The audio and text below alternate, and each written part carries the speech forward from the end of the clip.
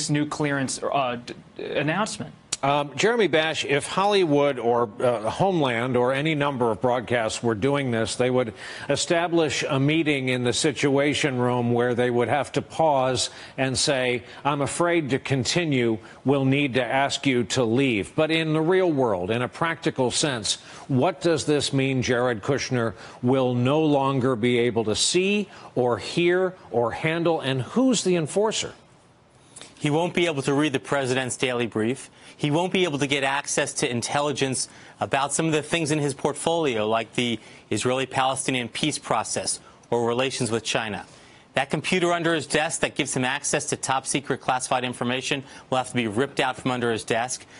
Brian, I've talked to White House officials, current and former, all throughout the evening, and none of us can remember a single West Wing staffer who was able to remain in his or her job with merely a secret clearance, with the exception of the people who deliver the mail or the enlisted sailors who work in the White House mess.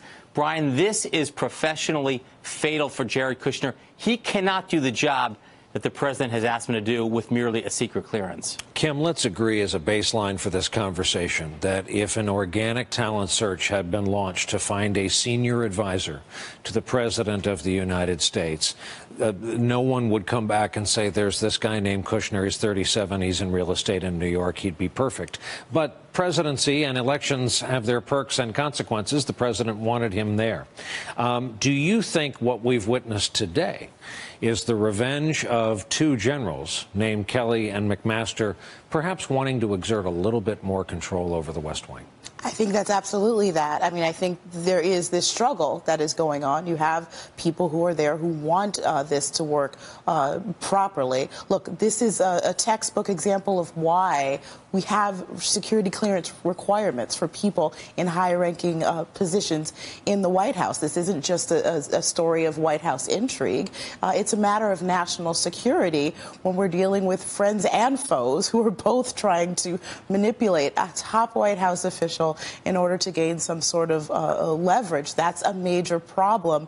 This would be disqualifying for anyone who was not related to the president. And I think that is the tension here. You have someone who you can't, John Kelly, even if he wanted to fire him, how can he fire the president's son-in-law? But it's presenting a major problem, ongoing problem that doesn't seem to have any sort of solution so long as he's in there. Now Jared Kushner can't fully do the job, as Jeremy pointed out. And in doing the job, he's a liability to the White House. America's top intelligence chiefs about Russian meddling in our elections and how he's proceeding without a direct order to... Conversation comes into play for background checks, whether or not non-adjudicated cases come into play on background checks. And no party is speaking to that right now. And I think that's the conversation we have to have as a country. Well, I wonder if you think the window is closing on the gun control debate as it has so many times before. Listen to Sarah Sanders. This is her earlier today responding to reports that the president is backing off of his idea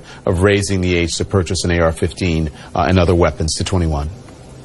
The president still supports raising the age limit to 21 for the purchase of certain firearms. What do you think the president's position is at this point? I think it is now being influenced by the NRA. Listen, we have seen Republicans, both Donald Trump, Rick Scott in the state of Florida, and others begin to take positions that challenge the NRA's doctrine, if you will. And we have to give credit to those decisions. I mean, this is a tricky area for people who are critical of the President of the United States, people who distrust the President of the United States. If we are talking about incremental changes when it comes to gun control, we want to embrace those. But at the end of the day, Don, nothing is being talked about that really would change gun laws in a way that would protect us from these mass casualty events. Yes, in this specific case, raising the age limit to 21 would change that. But what we're really talking about, the baseline in all of these cases, is a mental health situation that is not ever subject to a background check, and nobody's talking about that. Let's follow up a little bit more on the 21 thing, because the NRA does not support raising the age limit to 21 for semi-automatic guns. A key GOP congressional source tells CNN he doesn't see a path forward for it. The number 3 Republican Senator John Thune said, I just don't see that passing. I don't think there are the votes in the Senate. I doubt there will be in the House either. And this is House Speaker Paul Ryan. Watch this. We shouldn't be banning guns for law-abiding citizens. We should be focusing on making sure that citizens who should not get guns in the first place don't get those guns. And that is why we see a big breakdown in the system here. You said you think the president is being influenced now by the NRA. So how far do you think the president is going to push this without support from Republicans or the NRA? Or do you think it seems like it's going to go by the wayside? It's going to go by the wayside, Don. Nothing's going to happen in Washington, and I say that with lament. I truly do. But the tactic of the gun lobby is to delay, delay, delay. Look what happened after Las Vegas. The idea of a bump stock. It got delayed, delayed, delayed. There is not consensus. Even Steve Scalise, a colleague of mine, a friend of mine who was subject to the attack, the ambush on the softball field, has said he's not hearing the outcry of the gun control lobby. Well, they're not listening in Washington, D.C., and they're going to delay this as far as they can. Look, the Fix NICS bill that is being considered on Capitol Hill does nothing more than to say enforce current law. Nobody is willing to suggest that we need to begin to approach the conversation about personal liberties, whether or not mental health comes into play, whether or not non-adjudicated criminal cases come into play. Congressman Jolly, appreciate your time. Thank you. Good to be with you. When we come back, the president said last summer if Mueller were to look into his personal finances, he'd be crossing, this is a quote, a red line. And now it appears the special counsel is doing just that.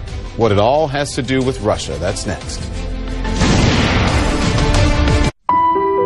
Efforts, including getting on it, or for a federal judge to say we're going to hold you in contempt. Probably not going to happen. Yeah. So having said what she just said, Ken, Hicks and the White House, I mean, they know as long as Republicans are heading this committee, there won't be any repercussions. So does this undermine the committee's responsibility, you think? Not that, listen, the president has a right for executive privilege, but as long as they know this, can they just sort of skate around this and then just undermine this committee?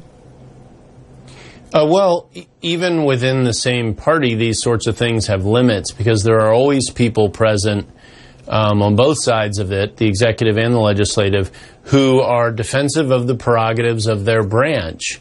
And if you allow a new form of executive privilege now, then you'll be seeing it more, you being congressman, in the future, right? I mean, that's what precedents are.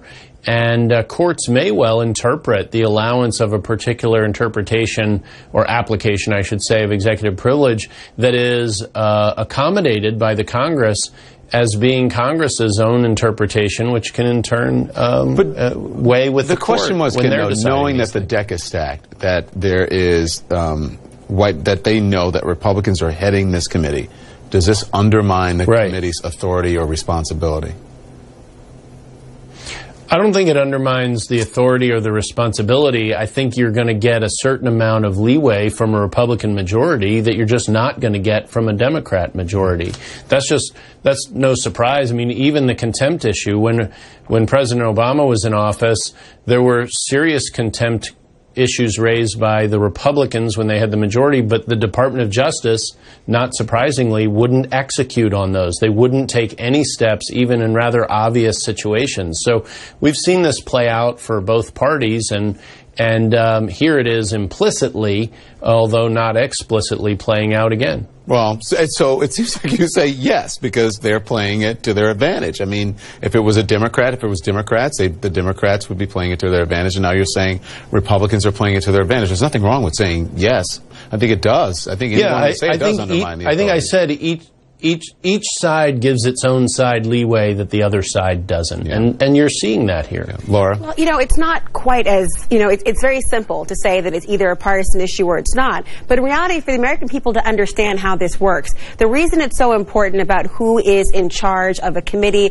or the overall chamber is because in order for you to actually have a bark with a bite, meaning you can say you have a subpoena to come testify in front of Congress, and if you do not do it, I'm either going to have the sergeant in arms of our Congress come out and bring you in, and technically they can hold you until the end of a legislative session in the congressional jail, or I can say I'm going to refer it to the Department of Justice, who of course is led by somebody at the whim of the President of the United States, or they can say, I'm going to go to a federal court and say, I'd like you to use the rules of criminal jurisprudence here and do that. The reason it's so important who is in power, and the reason that it is in fact such a difficult thing to try to meander around, is precisely this. You have to have everyone willing to expend political capital to say they are willing to go ahead and put someone through the contempt ringer. If you're not able to do that, why would you not expect everybody to flout any requirement or suggestion that you come and talk to Congress? And never before has this been such an issue where people say, you know what, thank you for your opinion that I should come in Congress and speak today. I won't be doing that, and I'm going to say that I have privilege instead. That's what the nuance here people understand, and why it's so important how partisanship comes into play here. Mm-hmm. Okay. Well, if I could disagree. Of course you can, Ken. If you think of the gun matter, I always want to say Fast and Furious. Yeah, I think that was it. With the 2,000 guns that were sold into the stream of commerce of the bad guys, and Congress was trying to get documents over that. Congress said the Department of Justice, Attorney General Holder said exactly what Laura just said. No, we're not giving you any of this material. We're not giving you these documents. And they drag their feet for years. So to say, I mean, that was much more severe than what we're talking about here. I thought it was interesting that Congressman said earlier that while Hope Hicks did not answer some questions, that when she did answer, she was much more complete, I guess. I forget the exact word he used. You think but she didn't use, I don't remember. She didn't fall back on, I don't remember this or I don't remember that. You think Fast and Furious is more important or a bigger issue than a foreign entity meddling in our election, which affects the entire country? The federal government selling 2,000 guns to felons and criminals, some of which were used to kill Americans. Yeah, I think that's pretty serious. You think it's more serious than a foreign? Okay.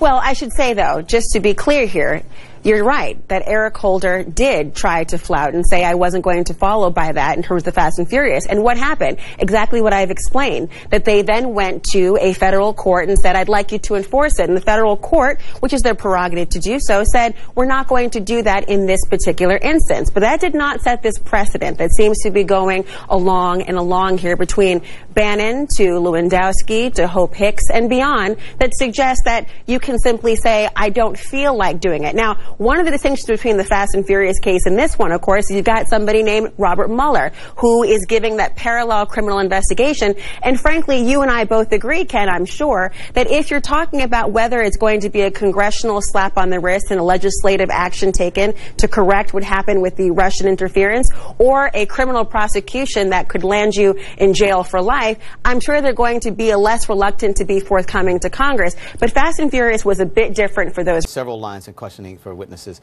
have centered around the 2013 Miss Universe pageant as she has been held in Moscow. I just want to read, this is a tweet from Donald Trump, it's in 2013. He said, do you think Putin will be going to the Miss Universe pageant in November in Moscow? If so, will he become my new best friend?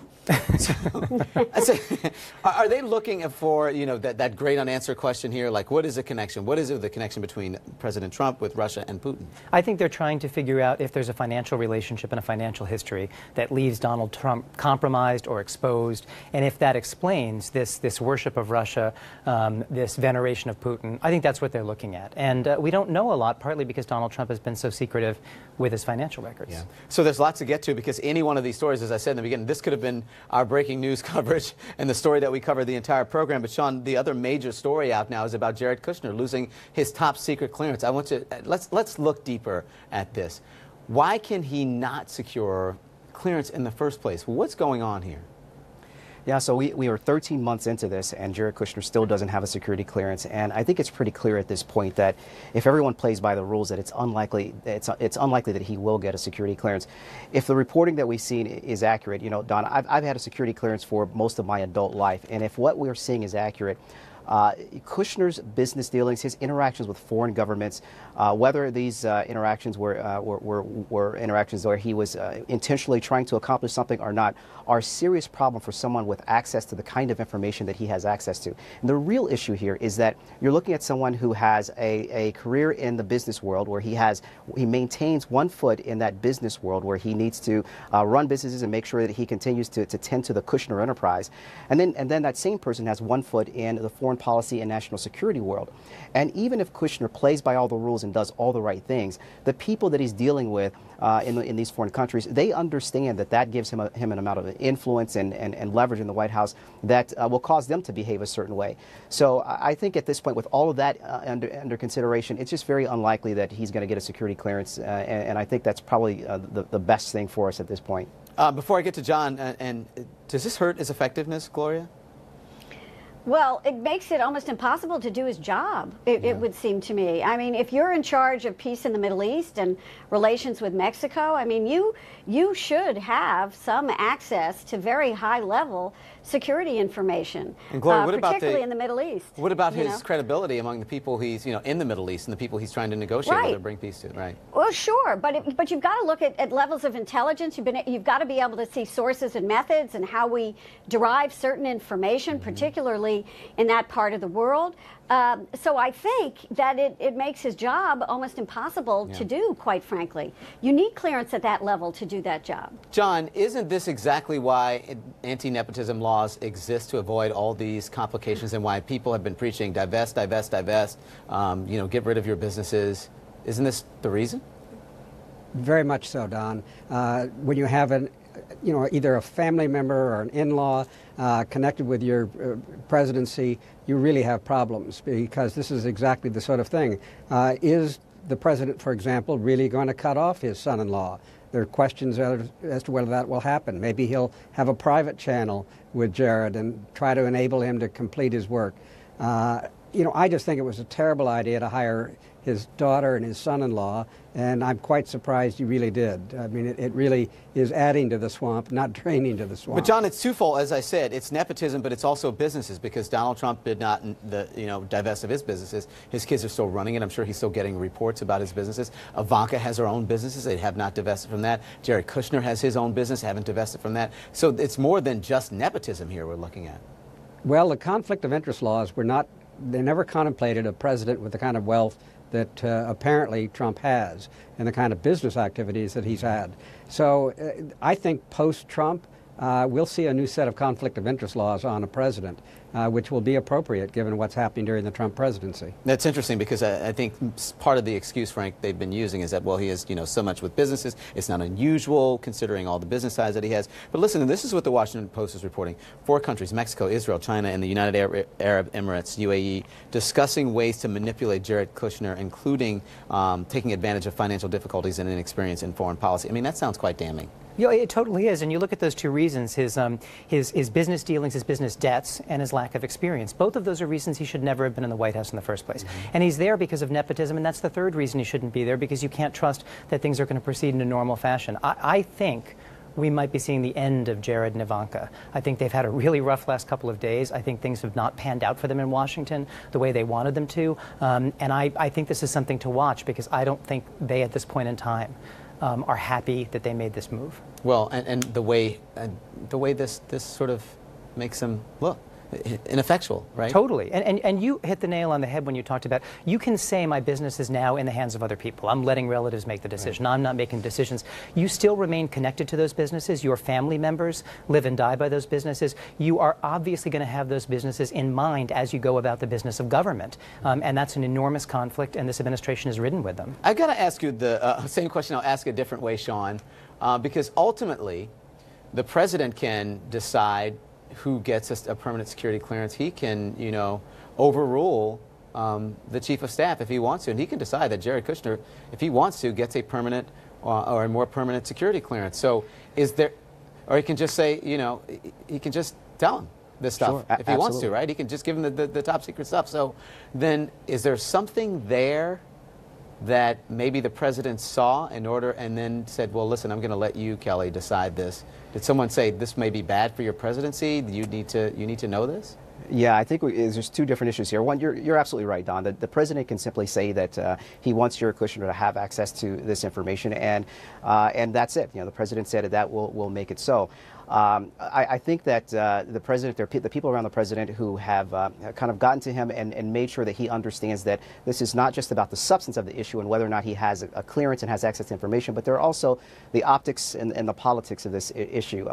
Not typically my area, but I'll tell you that it is clear that the president knows that he does not need another major, high-profile departure from the White House right now. And I think that based on all of the trouble that John Kelly had over the past couple of weeks, if the president had simply said to John Kelly that, you're despite your policy, pulling back security clearances for people with interim clearances, that Jared Kushner would still have access to classified information, I think that would have put John Kelly in a really tough spot. I think he would have had to make a decision as to whether or not he was going to stay or go. And I think that if he left, that would have been really problematic for the White House right now. Lots more to discuss. Stick around, everyone. When we come right back, why hasn't President Trump ordered the man in charge of U.S. Cyber Command, Admiral Mike Rogers, to stop Russia's hacking attacks on our democracy? You're not doing work to help somebody. You're gaining something from meeting Mr. Adderley. Even though it's Borger, John Dean, Sean Turner, and Frank Bruni. Gloria, I wonder, these are big stories that we're doing. If there's so many of these big stories that hit the news, like on a night like tonight, that it sort of diminishes all of them because they're all happening at once. Well, you get a little numb to it, I think every day. But the story you're talking about with Rogers is really kind of stunning to me, because when you have election meddling and you have all intelligence agencies agreeing on it for over a year that there was Russian meddling, one would expect in normal times that you would have a president out there saying, we need to get to the bottom of this. We need to preserve our democracy. I am setting up a special committee to deal with election meddling, and it's going to have representatives from every intelligence agency in it. And we're going to make sure that the Russians pay for this meddling. You're delegitimizing his election, and therefore it is a subject that if you work for the president, you really can't talk about. You just have to kind of do it on your own. And you got the sense that Rogers is doing it, but he's not reporting back to the commander-in-chief because he doesn't want to get him upset about it. That's the feeling I got. Well, wishing that or thinking all those things should happen, I mean, Gloria, you know, those were the good old days. That's not happening in this current reality. But I've got to, let's dig in a little more, and I want to hear actually from Chief Admiral Rogers, NSA and the U.S. Cyber Command Chief. He told the lawmakers today that President Trump has not ordered him to stop Russian interference, and he says this. Here he is with Senator Reid. I don't have the day-to-day authority to do that, if granted the authority. So you would need basically to be directed by the President through the Secretary of Defense? Yes, sir. In fact, I mentioned that in my statement. Have you been directed to do so, given the strategic threat that faces the United States and the significant consequences you recognize already? No, I have not.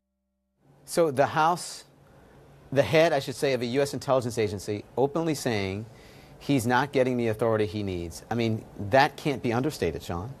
No, it can't. And I'll tell you, this story is the one story that's out there that continues to reverberate through the national security community and the intelligence community. Look, the intelligence community exists to give the president decision advantage when a foreign adversary does something to attack this country the way that the Russians did when they interfered in our elections. And I think that for Admiral Rogers, the one question that wasn't asked today is, whether or not in this process the White House has actually requested a set of options, a set of courses of actions for the president to choose from, because that's a key question. Because it's easy to say, and I think we all kind of think that we need to do something to hold Russia accountable. But if the president has not even asked for a set of options here, then that says that he has absolutely no intention of doing anything to hold Russia accountable. If we knew that he'd asked for a set of options, then we could at least reasonably say that people in his national security team have come together and have at least made a decision that now is not the right time to take any action. But having not received those and not giving any instruction to the intelligence community, that continues to be extremely disturbing. The White House pushing back on Admiral Rogers' claim. Watch this. Nobody is denying him the authority. We're looking at a number of different ways that we can put pressure. Look, this president, as I told you last week, has been much tougher on Russia than his predecessor. Let's not forget that this happened under Obama. That's absolutely ridiculous. It's insane because the Admiral Rogers, the heads of intelligence agencies, they don't simply make a decision on behalf of the United States to respond to this kind of action that's taken by a foreign adversary. The president has to not only know what the intelligence community is doing and what the DOD is doing, but he has to authorize them to do that. So for Sarah Sanders to say that he's not being, that he can do this on his own, is just starts to imply that is just absolutely ridiculous. And then going back, it happened under Obama? I'm sorry? It happened under Obama, she says? Yeah, I mean, look, we all know now that there was a process, there were considerations about what to do in the Obama administration, but we also know that the Obama administration did take real and substantive steps to hold the Russians accountable. And we actually know that President Obama actually spoke directly to Vladimir Putin about it. So, no, this is the new president's responsibility to deal with. Well, that's what I was going to say, Frank. The biggest concern is that it doesn't happen in the future. There's no future interference, but it doesn't seem like that is, they're making sure that happens, or doesn't. No, I mean, that's what, Gloria used the right word. I mean, stunning testimony by Admiral Rogers, because what he was saying explicitly, and also if you watched his face, listened to his tone, he was saying this White House doesn't seem to care, right? It is on this White House, it is on this administration to do something to make sure this doesn't happen again. We've got the midterms coming up in 2020 after, and what Admiral Rogers was saying is, I get no sense of urgency from this White House. I don't have proper authority from this White House. I don't get the sense they really care. And there was that extraordinary moment where Elizabeth Warren asked him, what do you think the Russians have concluded from this? And he said bluntly that there's not much of a price to pay for what they did. This is, out of all the stories that's happening today, this is the one that raises your eyebrows. Because this is about our fundamental national security. This is about our autonomy. A foreign government, a foreign power, an adversary tried to meddled in and tried to influence the outcome of one of our elections, and our president seems not to be able to get worked up about that. John, I wanted to ask you about this, because this also happened today. We're learning tonight that the special counsel has formally asked a federal court in Virginia to dismiss charges against the former Trump campaign aide, Rick Gates. I mean, this was expected as part of Gates' plea agreement. But what sort of pressure do you think this puts on the former Trump campaign chairman, Paul Manafort? Well, I think Manafort knew it was going to happen because it was part of the plea agreement, so I don't think he's surprised. But they may restructure that 32-count indictment that'll even make it more painful, and they may add, as they did in the District of Columbia, additional information that'll even make it tougher for him, because I'm sure they're well prepared and they've been planning this since they thought Gates was going to cooperate. So I think it's just more pressure. Yeah. Hey, any coincidence, Gloria, that the president threw a Russia investigation Twitter fit this morning, the same day that Hope Hicks would be testifying? So what he tweeted, just in all caps, witch hunt. Far be it for me to interpret the motives of any of Donald Trump's tweets. To be the Trump Twitter interpreter. I am sorry. I cannot do that for you. But I do think that the all caps witch hunt leads you to believe it's on his mind tremendously. And whether it's about Hope Hicks or Jared Kushner or himself or the special counsel, why isn't this over yet? His own attorneys have been telling him it was going to be over at Thanksgiving, then it was going to be over at Christmas, then it was going to be over early in the new year, and now it's March. So, I think that this is something that hangs over the president's head like a soggy, wet tent, and he wants it over with. And he considers it to be a witch hunt. We heard from Admiral Rogers that he's not getting any love from the president on this, on the question of Russian interference in the election. And I think the president just wants to turn away to something else and prove that he's right. Gloria, Frank, John, Sean, thank you all very much. I appreciate it. When we come back, the House Intelligence Committee grilling one of the president's top aides behind closed doors today. A member of that committee joins me next. I'm going to ask him what they learned from Hope Hicks.